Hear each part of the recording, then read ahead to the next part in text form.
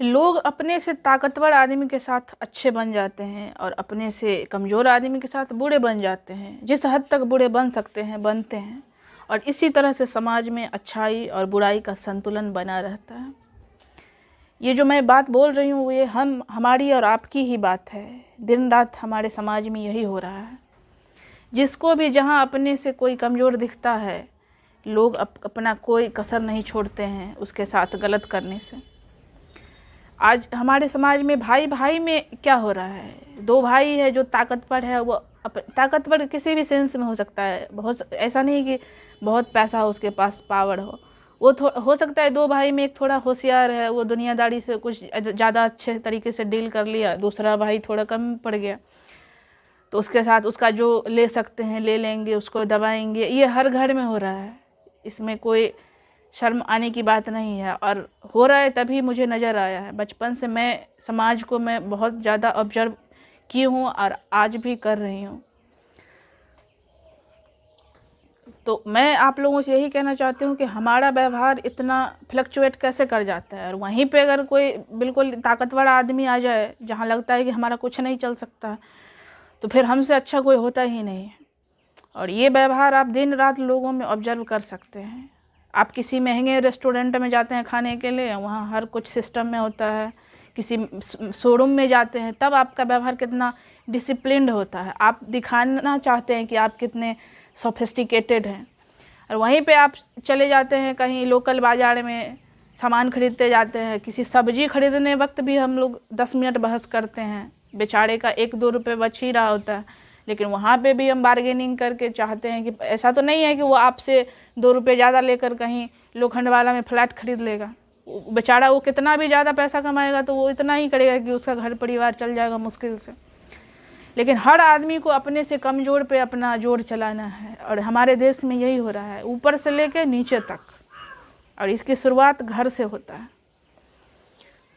और भाई भाई में हो रहा है, फिर समाज में हो रहा है। और हमारे समाज के ऐसे ही लोग हैं जो, और फिर उसके बाद एक तो होता है कि हम अपने से कमज़ोर के साथ गलत करते हैं, और फिर बाकी जो लोग होते हैं वो भी देखते, पूरा कैलकुलेशन लगा लेते हैं कि किधर पक्ष लेना हमारे फ़ायदे में रहेगा, तो फिर उधर वो बोलते हैं। और फिर हम कहते हैं कि हमारी न्याय व्यवस्था ऐसी क्यों है। तो इसमें सुधार तभी आएगा जब हम बदलेंगे। अगर आप इस देश से कोई भी शिकायत कर रहे हैं कि ऐसा क्यों है सिस्टम में, तो आप घर से शुरुआत कर दीजिए इस चीज़ की।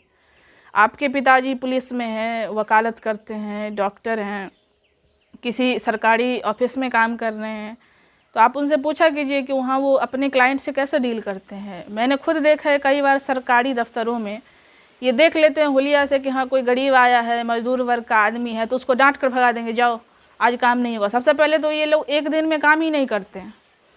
और वहीं पे कोई आ जाए VIP आदमी, तुरंत 4 व्हीलर से उतरा, कोई बुलेट लगा के आया है, झट से ये सारा काम कर देते हैं, उसको चाय पानी भी पूछ लेते हैं। इस चीज़ की ज़रूरत क्या? आप अपना जो आपकी ड्यूटी है, गीता में भी कृष्ण तो बार बार आपको अपनी ड्यूटी करने के लिए ही कहते हैं।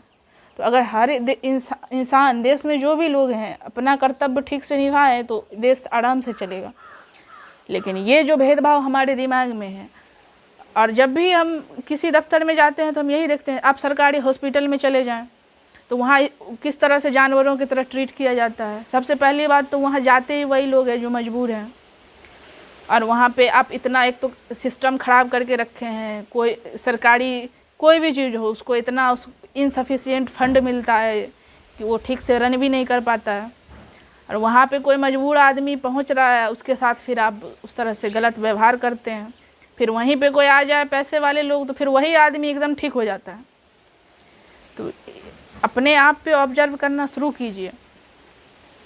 और ये नुकसान आप ही को कर रहा है। ये घूम फिर के समाज में कुछ भी गलत होगा या अच्छा होगा तो इसका असर आप पर भी होगा। कोई एक आदमी भगत सिंह निकल जाता है तो उसका असर पूरे देश पर हुआ ना। कि ऐसा तो नहीं है कि भगत सिंह की जो ग्रेटनेस थी, जो उनकी महानता थी, इससे सिर्फ भगत सिंह के परिवार को फ़ायदा पहुंचा। उनको क्या फ़ायदा पहुंचा? उनका तो एक जवान बेटा चला गया, बहुत दुख हुआ होगा, लेकिन पूरे देश को उससे फ़ायदा हुआ, आज़ादी मिली।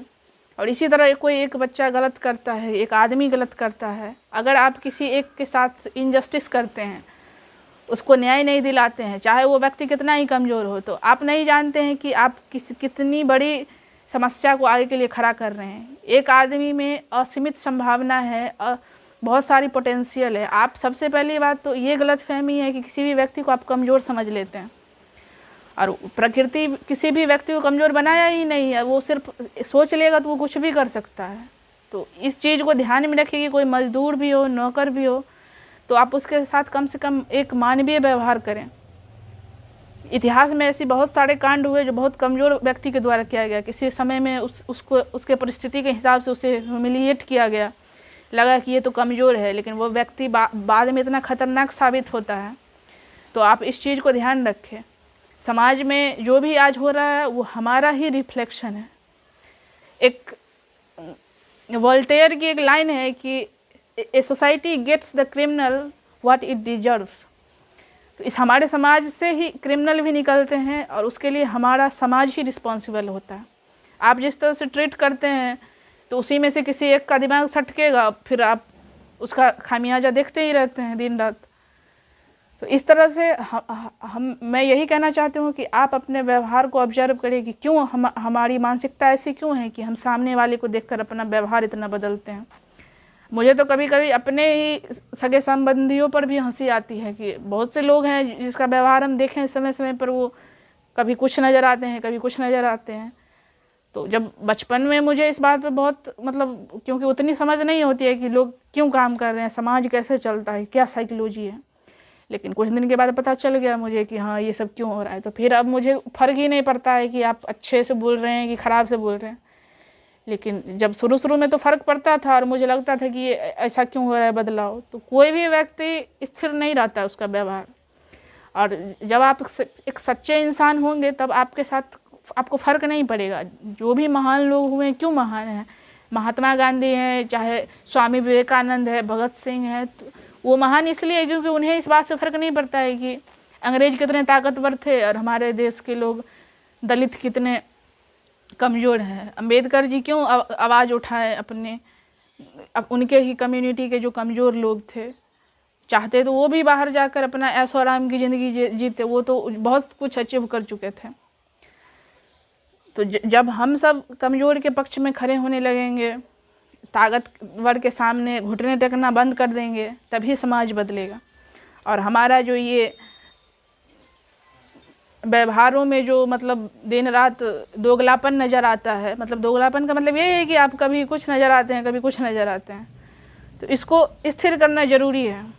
आपको इस बात से क्यों कंप जाते हैं कि बाहर वाला कौन है। अगर आप एक अच्छे इंसान हैं तो अब सबके साथ इंसान की तरह व्यवहार कीजिए, बात उससे कोई फ़र्क नहीं पड़ेगा। लेकिन आप किसी भी व्यक्ति के साथ गलत व्यवहार करके कितनी सारी प्रॉब्लम खड़ा कर देते हैं भविष्य के लिए, ये बात से आप अनअवेयर रहते हैं। तो इस वीडियो के माध्यम से जो भी हमें सुन रहे हैं, तो आप आज से अपने आप में इतना बदलाव ज़रूर लाइएगा और अपने आप पे नज़र रखिएगा कि आपका व्यवहार क्यों बदलता है, कैसे बदलता है। और अच्छा लगा वीडियो तो शेयर भी ज़रूर करिएगा, लाइक कमेंट करते जाइएगा, और आगे इसी तरह की वीडियोस देखते रहना चाहते हैं तो चैनल को सब्सक्राइब भी कर लें। आज के लिए इतना ही, बहुत बहुत धन्यवाद।